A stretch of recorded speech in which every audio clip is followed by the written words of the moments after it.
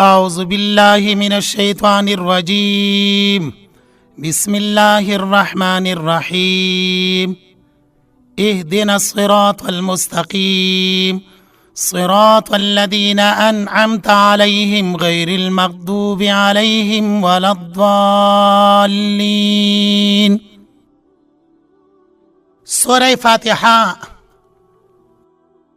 داغی تفسیر ترجمه تر اهدنا الصراط المستقیم پوری بیان شولا. بیا د استقامت معنا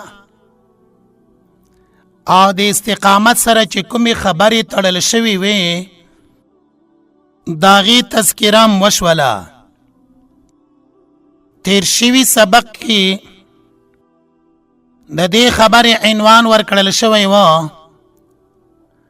چې اسباب د استقامت کوم دي. نو اوس اسباب د استقامت داغي تذکره کوو. د استقامت لپاره په اسبابو کې اجتناب عن شرکیات، څومره اقسام د شرک دی د کفر دی داغي نه ځان ساتل، دارنګي بدعات شبهات د دین به هم ځان ساتلی شي او د الله پاک په یووالي لویوالي باندې به دوام وي. دا اسباب د پاره د استقامت دي. د سره سره اسباب د صراط مستقیم، صراط مستقیم باندې چې کله یو مسلمان روانیږي د دغه صراط مستقیم باندې روانېدلو د پاره کوم اسباب دي. نو داغي د پاره علماء کرام فرمایي اول کې علم ورله پکار ده. بغیر د علم نه صراط مستقیم باندې تلل نشي کېدلی. دویم الله پاک چې دغه انسان ته قدرت ورکي ورسته د علم نه. دریم الله پاک په دغه انسان کې اراده پیدا کی د پاره د صراط مستقیم. څلورم عمل شروع کی د دې خبرې د پاره چې په صراط مستقیم باندې روان شي. پنځم پم دغه عمل باندې دوام وکي، دا سینا چې کله دغه عمل کوي او کله نه کوي. نبی کریم صلی الله علیه وسلم هم حدیث مبارکه ده بهترین اعمال هغه دي چې پاغي باندې مداومت مشوالی وي. شپږم د صراط مستقیم چې څومره موانع دي د هغه موانعو نه ځان وساتي. دروغ وینا د دې نه ځان وساتي، حرام خورګي د هغې نه ځان وساتي. دا موانع دي چې د صراط مستقیم باندې د تللو نه سړی منع کوي. اووم هدایت تفصیلی باندې روانېدله. اتم نمبر کې جزئیاتو د هدایت کې صرف الله پاکی مقصود وي. دا اته اسباب تر دې ځای پورې بیان شوله. نهم سبب دا ده عقیده به داوي چې زه صراط مستقیم ته سخت محتاج یم، زما ورته احتیاج ده. لسم نمبر سبب دا ده نسوارا یهودیان د دوی د لارې معلومول او د هغوی د لارې نه ځان ساتله. دا لس اسباب هغه دي چې کله دغه لس اسباب په یو تن کې راشي هغه په صراط مستقیم باندې چلیدلی شي، صراط مستقیم باندې روانېدلی شي. ځکه موږ الله ته سوال کوو اهدنا الصراط المستقیم سره. بیا صراط مستقیم د دې دوه قسمه خلق دي. یو د صراط مستقیم داعیان دی چې نور خلق هغې ته رابلي پخپله په دې صراط مستقیم باندې چلیږي. دویمه د دغه صراط مستقیمه دشمنان دی پخپله نه پې چلیږي نور هم ته نه منع کوي. دا اول قسمه داعیان د دغه صراط مستقیم ته بلونکي خلق څوک دي؟ نو داعیان بلونکي د صراط مستقیمه اول نمبر کې انبیاء کرام علیهم الصلاۃ والسلام. دویمه رسول الله صلی الله علیه وسلم چې د ټولو انبیاء کرامو په آخره کې راغلی دی. دارنګې صحابه کرام د رسول الله صلی الله علیه وسلم دا داعیان د صراط مستقیم دی. دریم نمبر کې عام مومنان هر یو مومن با دعوت ورکوي صراط مستقیم ته. همدغه وجه ده چې د دعوت لپاره څومره صیغې په قرآن پاک کې راغلي دي هغې سره مفعول به نه دی ذکر، یعنی داسې نه دی ویل شوي چې پلانکي قسم خلکو ته یا پلانکي ژبې والا ته یا پلانکي وطن والا ته تاسو دعوت ورکئ. قرآن مجید کی خودی ادعو الى سبیل ربک دعوت ورکوا لارې د رب خپلتا سبیل ربک امدغه صراط مستقیم ده. دا امر د اول کې نبی کریم صلی الله علیه وسلم ته، بیا د نبی کریم صلی الله علیه وسلم هر امتی ته دغه امر ده. لنډه دا چې د صراط مستقیم طرف ته بلون کې خلق انبیاء کرام یو، رسول الله صلی الله علیه وسلم دوا، عام مومنان درې. دا ټول د صراط مستقیم بلون کې دي، صراط مستقیم ته دعوت ورکوي، صراط مستقیم ته خلق رابلی چې دوی د الله پاک هدایت باندې کلک شي او د گمراهۍ نه بچ شي. بل خبره داوا چې د صراط مستقیم دشمنان څوک دي؟ د ټولو نه اول دشمن د صراط مستقیم هغه شیطان ده. په سورت اعراف کې 14 نمبر آیات مبارکه کې دی شیطان د الله پاک د وړاندې په ډیر ګستاخانه انداز باندې داسې ویلي دی لأقعدن لهم صراطک المستقیم. شیطان ویلی دی چې زه به ستا په سمه لاره کې دغه مؤمنانو د پاره کینم هغوی به بلارې کومه. دارنګې د دې صراط مستقیم سوره توبه 4 نمبر آیات کې احبار رهبان ذکر شوي دي. د یهودو علما او د یهودیانو زاهدان ملنګان تارک الدنیا دا غوی متعلق دی لا یصدون چې خلق منکوي د الله د لارې نه. دریم نمبر کې د دې صراط مستقیم دشمنان ضدی او معاندین خلق دی. څلورم نمبر کې هر ظالم. پنځم نمبر کې کبرا چې ځانونه متکبر ګڼي، مال د دولت په نشه کې وي، د حق په مقابله کې وي، حق پرسته ورته سپک سپور ښکاري. نو دا هغه خلق دی چې د صراط مستقیم دشمنان دي. تر دې ځای پورې اهدنا الصراط المستقیم آیات مبارکه لفظي ترجمه ربط د آیات مبارکه تفسیر هغه تفصیلا بیان کړل شولو. دین ورسته اخیرنۍ آیات مبارکه صراط الذین لار دا کسانو انعمتا چې تا مهرباني کړې ده علیهم پاغوی باندې غیر المغضوب چې نه دی غضب کړل شوی علیهم په دوی باندې ولا الضالین او نه دوی بیلارې دي. د آیات مبارکه کې صراط الذین انعمت علیهم ترکیبی لحاظ باندې مونږ په علم نحوه کې د دینه تعبیر کوو په بدل کل سره. د چانه بدل واقع شوی دا د صراط مستقیم نه بدل واقع ده. د دې آیات مبارکه یو ربط د ترشیوی آیات سره. دویم د دې آیات مبارکه مضمون ده ربط دی آیات مبارکه دا د تیر شوي آیات مبارکه سره تیر شوي آیات مبارکه کې وو اهدنا الصراط المستقیم یا الله مونږ په سمه لاره باندې روان کا. نو صراط مستقیم باندې تلل دا په ډیرو تکلیفونو سره راځي، هغې کې تکلیفونه راځي، مصیبتونه راځي، مشکلات راځي. دا هغه مشکلاتو سره به ته مخامخ کېږي کله چې په صراط مستقیم باندې روانېږې. نو دغه تکلیفونه دغه مصیبتونه دې چې کله برداشت کړله الله پاک به درله انعام درکي. نو ځکه په دې آیات مبارکه کې فرمایي صراط الذین لار دا کسانو انعمت علیهم چې تا مهرباني کړې ده په دوی باندې.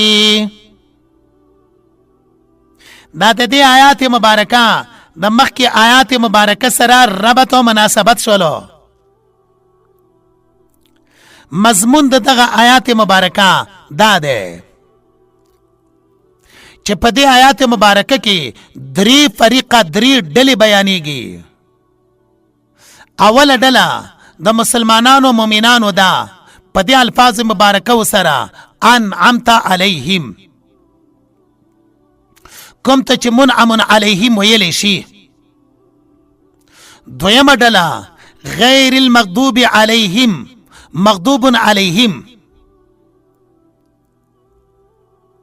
هغه کسان چې سره د علم نه سره د پوهې نه بده لاره منتخب کړې ده. تفسیر به د مغضوب علیهم راشي. دا دویمه ډله ده.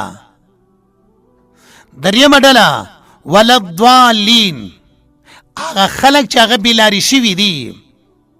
په بل اعتبار سره دا درې ډلې مونږ داسې یادولی هم شو. انعمت علیهم، منعم علیهم دا اوله ډله شوله. دا کومه ډله ده؟ عرفوا الحق فاتبعوه، حق پیژندلی ده او بیا تابعداري د دغه حق یې کړې ده. دا شوله منعم علیهم. دویمه ډله مغضوب علیهم، دا هغه ډله ده عرفوا الحق چې حق یې پیژندلی ده خو بیا یې د هغه حق پرېښودلی ده، عمل پرې نه کوي. دریمه ولضالین دریمه ډله ده. دا هغه ډله ده اخطأوا الحق چې حق یې خطا کړی ده، خطا شوي دي. لنډه دا ده چې په دې آیات مبارکه کې د دریو فریقو تذکره کیږي. اول انعمت علیهم منعم علیهم، دویم غیر المغضوب علیهم، دریم ولضالین. دا درې ډلې دي چې الله پاک دلته بیانوي. بیا انعمت علیهم لفظ دا د انعام نه ده، او انعام دا ماخوذ ده د نعمت نه.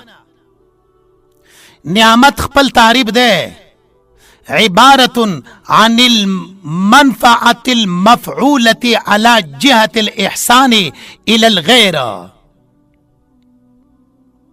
حاصل دا ده نفع ورکول بل چاته په طریقې د احسان سره، یعنی بغیر د غرض او بغیر د عوض نه د چا سره ښېګڼه کول. دیته انعام، دیته انعمت علیهم الفاظ مبارکه بیان کړل شوي دي. بیا منعم حقیقي، حقیقي انعام کوونکی هغه صرف او صرف یو الله دی. ځکه خو سورې نحل کې فرمایي وما بكم من نعمة فمن الله. کوم نعمتونه چې په تاسو باندې دي دا صرف او صرف د طرفه د الله دي. د طرفه د چا دي؟ د طرفه د الله دي. انعمت علیهم ماده د انعام، ماده د نعمت په ټول قرآن پاک کې نه اتیا کرتی ذکر کړل شوی دا. یوازې لفظ د نعمت په ټول قرآن مجید کې 40 کرتی ذکر ده. مخکې مونږ وویلې چې منعم حقیقي صرف یو الله ده. کله نا کله مجازن انسان ته هم د نعمت اسناد شوی ده. لکه سوره احزاب کې دی وَإِذْ تَقُولُ لِلَّذِي أَنْعَمَ اللَّهُ عَلَيْهِ وَأَنْعَمْتَ عَلَيْهِ. اے نبی کریم صلی الله علیه وسلم کله چې تا هغه سړی ته خبره کوله څوک و؟ حضرت زید بن حارثه رضی الله تعالی عنه. انعم الله علیه الله په انعام کړی و وانعمت علیه او تام انعام ور باندې کړی و. د الله پاک انعام په هغه باندې څه و؟ د الله پاک انعام په هغه باندې دا و چې اسلام ورته نصیب کړی و. او د رسول الله صلی الله علیه وسلم انعام په حضرت زید بن حارثه باندې څه و؟ آزاد کړلو، غلام و، متبنای ګرځولی و چې تفصیل به ان شاء الله سوره احزاب کې راشي. بیا منعم علیهم څوک دی؟ انعمت علیهم چې تا په هغوی باندې مهرباني کړې ده. دا مهرباني په چا باندې کړې ده؟ انبیاء کرام. سوره مریم 55 نمبر آیات کې براشي. کله نا کله چې د دې یو خاص نبی نوم اخیستل کېږي لکه حضرت موسی علیه السلام. سوره قصص 19 نمبر آیات کې براشي. عیسی علیه السلام په باره کې هم ذکر کړل شوی ده. دارنګه صحابه کرامو په باره کې عموماً په سورت آل عمران کې 144 نمبر آیات کې ذکر کړل شوی دی چې دوی باندې الله انعام کړی دی.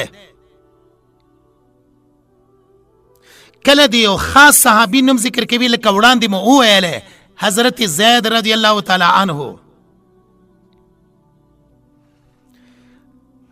او سورت نساء کې خو من النبیین والصدیقین والشهداء والصالحین وحسن اولئک رفیقا ټول منعم علیهم پاغي کې راجمع کړي دي. صراط الذین لاردا کسانو انعمتا چتا مهربانی کړي دا علیهم پاغي باندې. اقسام د نعمت بیا ډیر زیات دي. لا تعد ولا تحصى په حساب کې نشي راتللی. خو غټ اقسام یو دنیوي دي، دویم اخروي دي. دنیوي کې بیا یو وهبي دي، دویم کسبي دي. دین وروسته بیا د دغه انعامونو ډیر شی اقسام دي چې مفسرینو تفصیلا ذکر کړي دي. غیر المغضوب علیهم چې نه دی غضب کړل شوی علیهم په دوی باندې. غیر المغضوب علیهم چې نه دی غضب کړل شوی په دوی باندې. دوی مغضوب علیهم نه دي. څوک دغه انعمت علیهم والا داسې خلق دي چې دوی باندې غضب نه دی کړل شوی. دلته کې یو مشهوره معنا ده. یو د ترکیب په لحاظ سره برابر د ترکیب معنا ده. نو کله چې مونږ عربي ترکیب ته وګورو غیرو مضاف ته مغضوب علیهم مضاف الیه ده او دا بیا معطوف علیه ده. واو حرف عطفه لا زائده ظالین معطوف سره د معطوف علینا مضاف الیه کېږي د مضاف سره د مضاف الیه نه صفت کېږي د موصوف. دا په هغه صورت کې چې انعمت علیهم موصوف شي یا انعمت علیهم دا مبدل منه شي. غیر المغضوب علیهم دا بدل شي. پښتو کې به ترجمه دارنګ شي غیر المغضوب علیهما چې نه دی غضب شوی په دوی باندې ولا الضالین ندوی بیلاری دی ندوی گمراهان دی. دلته کې مشهوره ترجمه خلق یی غیر المغضوب علیهم نه لار د هغه کسانو چې هغوی باندې غضب کړل شوی دی، نه لار د هغه کسانو. دا معنا د لفظ په اعتبار سره د ترکیب په اعتبار سره صحیح نه ده. صحیح ترجمه هغه به یا د صفت کولی شي یا به د بدل کولی شي.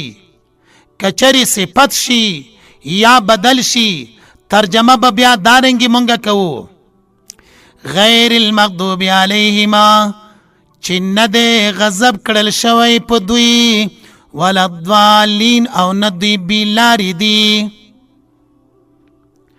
دا د ترکیب په لحاظ سره صحیح ترجمه شوله. را بشو لفظ دا چاته لفظ د غضب ته. غضب لفظ دلالت کی په شدت سختی باندې دلالت کی. لکه عرب وائی رجل غضبنا. بیا غضب یو په صفت انسان کی دا یو په صفت الله کی. صفت انسان کی خو ثوران النفس عند ارادة الانتقام. ثوران النفس عند ارادة الانتقام. دا د انسان د پاره چې کله غضب صفت واقع شي، یو دا صفت د الله پاک په باره کې ده. نو الله پاک په باره کې بیا بعضی وایي چې دلته د غضب نه مراده ارادة العقوبه، اراده د عذاب ورکولو. ارادة العقوبه اراده د عذاب ورکولو. دا د غضب لفظ معنا شوله. دا د غضب لفظ وضاحت شولو. غیر المغضوب علیهما ولا الضالین. دلته کې سوال راځي چې آیات مبارکه کې غیر المغضوب علیهم ده، الذین غضب علیهم الفاظ ندی بلکہ مغضوب علیہم دے. یا الذین غضبت علیہم اللہ ته نسبت نه دی شوی. د دې څه وجه ده؟ جواب یو افعال د احسان او د رحمت تی د الله د مهرباني کارونه د فضل کارونه. دویم افعال د عقاب او د عذاب دی. د قرآن مجید قاعده دا ده چې کله د احسان د رحمت او د فضل افعال بیانیږي، الله پاک ته داغي نسبت په طریقې د فاعلیت سره کیږي. لکه انعمت علیهم چې تا مهرباني کړې ده په دوی باندې. د غضب او د عقاب د عذاب والا چې څومره افعال دي داغي نسبت په طریقې د فاعلیت سره الله ته نشي کېدلی، بلکې هغه مجهوله طریقې باندې ذکر کولی شي. لکه دلته کې الذین غضبت علیهم نه ده بلکې غیر المغضوب علیهم الفاظ دی مجهول صیغه سره بیان شوی دا. دا فرق شلو په مابین د انعمت علیهم چې په معلومه صیغه سره ذکر ده او غیر المغضوب علیهم چې مجهول صیغه سره داغي بیان ذکر کړل شوی دا. بیا ماده د غضب په مختلفو تعبیراتو سره څلیریش کرتی ذکر شوی دا پچا کې قرآن مجید کې او ار پیر باندې جدا جدا مقاصد او مفاهیم دي ولضالین او ندی بلاری دی ولضالین ندوی بلاری دی بیا د مغضوب علیہم او د ظالین په مابین کې فرق څه دی حدیث ته ترمذی شریف کې دی چې یهودیان مغضوب علیہم سره د علم نه انکار کوي نصارا ولضالین دوی صحیح لار خطا کړی دا دویما بعض وی چې مغضوب علیهم نه مراد مشرکان دي ظالین نه مراد منافقان دي د دین علاوه نور مختلف تفسیرونه یې په تفاسیرو کې شوي دي د چا د دغه مغضوب علیهم او د ظالین په مابین کې فرق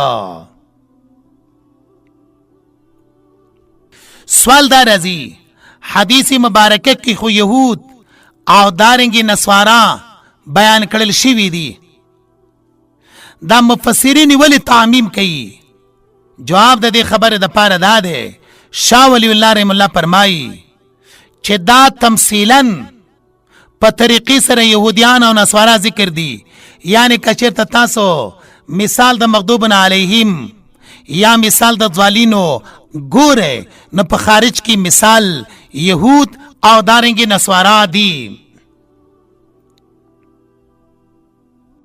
دا معنا نه ده چې مغضوب علیهم ام دارنګي ظالین په دې دوه ډلو کې منحصر دي بیا علما فرمایي چې ارغه څوک چې دانت انستا سره د علم نه صحیح لار پرې خودله او د علم صحیحه باوجود د خواهشاتو تابعداري وکړله غلط لار اختیار کړله د دې کامل ترین افراد يهوديان دي چې قرآن مجید کې مغضوب علیهم سره د دوی نه تعبیر شوی ده او هغه خلک چې سواء سبیل برابر لارې نه په غلطه بل لار باندې روان شوي دي غلط شوي دي د دوی کامل افراد هغه نصارا دي نو دا په دې اعتبار سره ذکر کړل شوي دي او همدغه وجه ده چې د دوی متعلقه مفسرینو تمثیلا د دوی تذکره کړې ده بیا اسباب د غضب دا په ډیر طویل انداز باندې مفسرینو متعدد اسباب د غضب چې د بیان کړي دي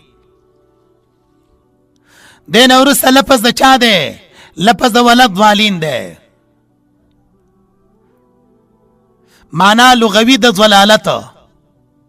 ضلالت گمراهی د غی لغوی معنا یا معنا د ضلالت ته غیبوبت غائب کېدل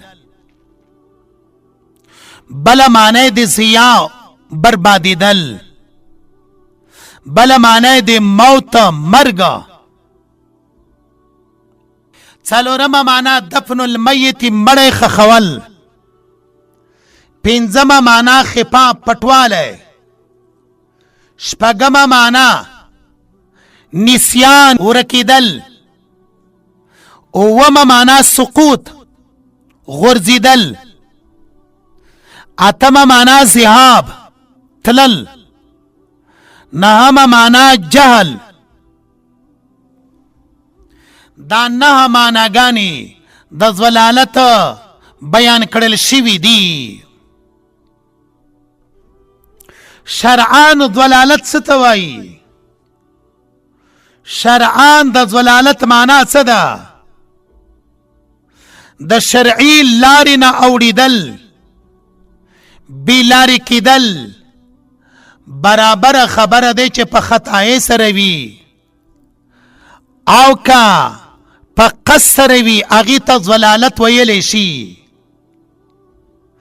دا لغوي امدارنگی اصطلاحی معنا د چا شولا د ضلالت شولا. بیا په قرآن مجید کې مستاقات ضلالت مختلفو طریقو باندې نقل کړل شوی دی. یا معنی د هیریدل سورہ بقرہ 288 نمبر آیات کے براشی تظل احداهما فتذکر احداهما الاخرى. دویم د ضلالت معنی سورۃ یوسف 8 نمبر آیات کی دی ان ابانا لفی ضلال مبین. ضلال معنی دے سادگی چو امور دنیوی باندې نه پویږي هغه ته ضلال وایي. دریم استغراق فی المحبت، محبت کی چې سم غرق شوی وي.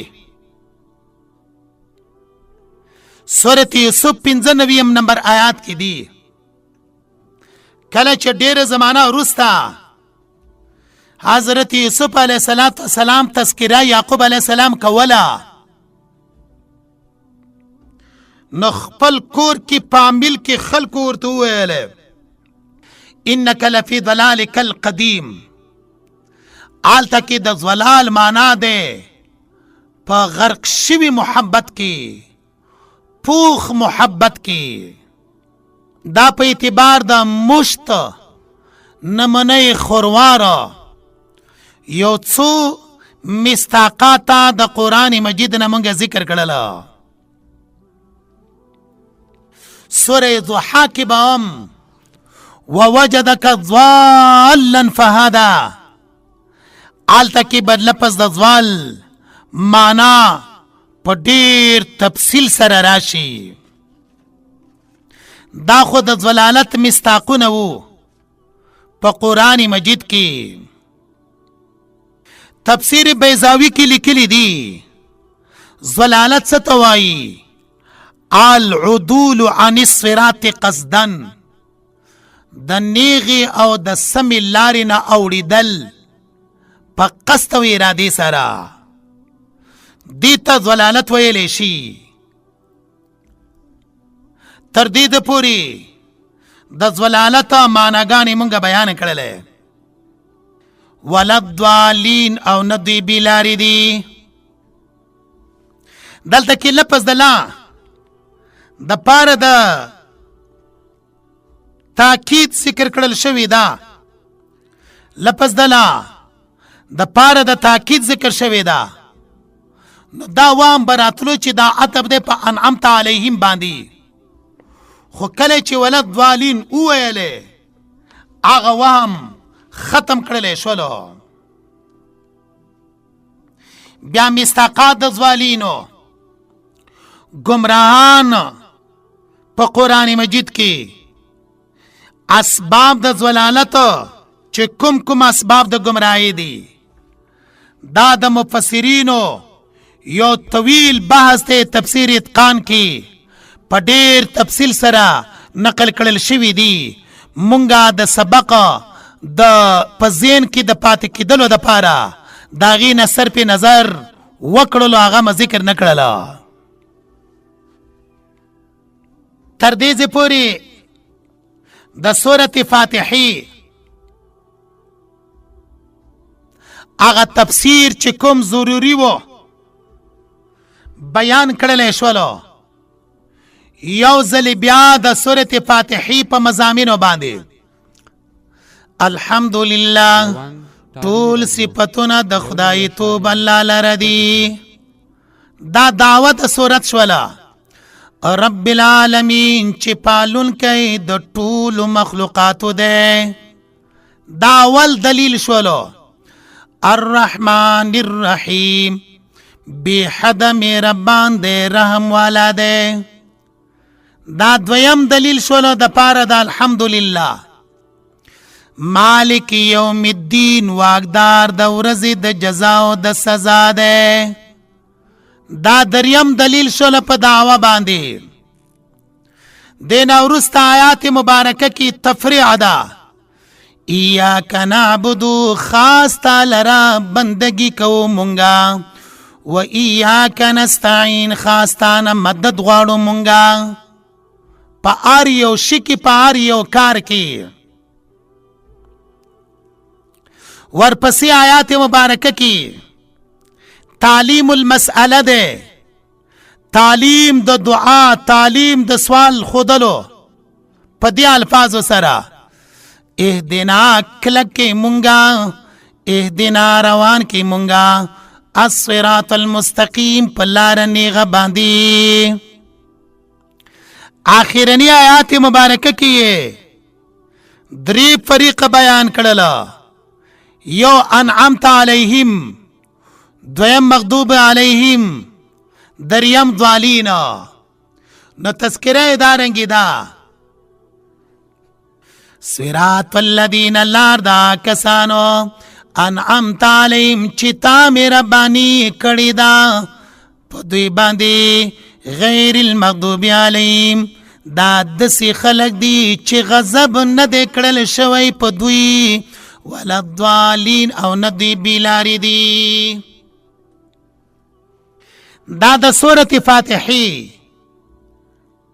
تفسیر او ترجمه وا بیا دا سورۃ فاتحه کی مختلف لطائف دی ډیر اسرار پکې پراته دی مونږه د نمونې د پاره یو څو بیانول غواړو اول په دې صورت کې کومه وګورو دا الله پاک پنځه نمونه پکې ذکر دي اول لفظ دا الله دویم رب دریم رحمان څلورم رحیم پنځم مالک نو پنځه نمونه دي د الله پاک کله چې پنځه نمونه دي نو پنځه صفاتونه هم د الله پاک پکې ذکر دي الحمد کی دی چې محمود ده ایاک نعبدو کی دی چې معبود ده و ایاک نستعین کی دی مستعان مدد تنه طلب کولی شي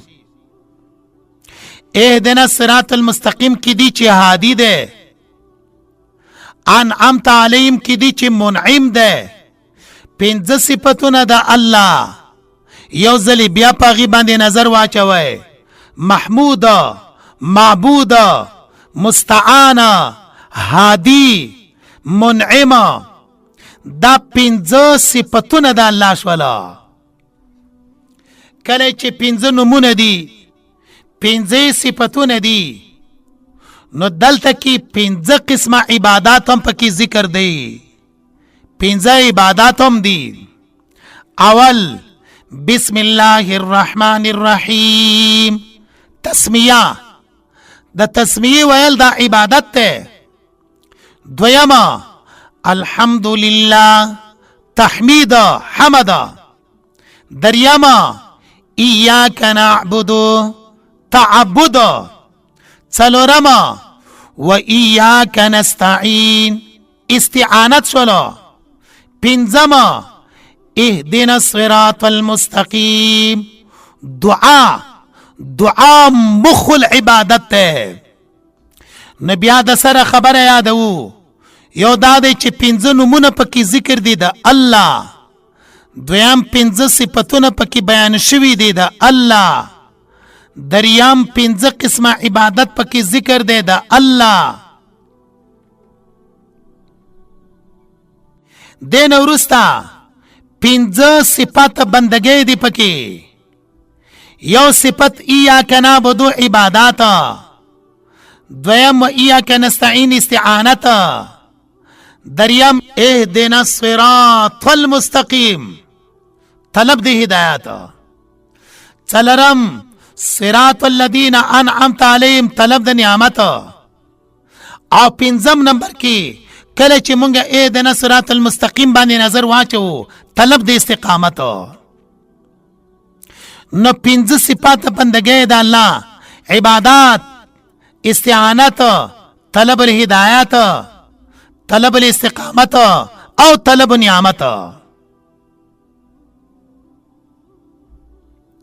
نو دا پنځه نمونه د الله پنځه صفتونه د الله، پنځه قسمه عبادتونه د الله چې مسلمان کوي،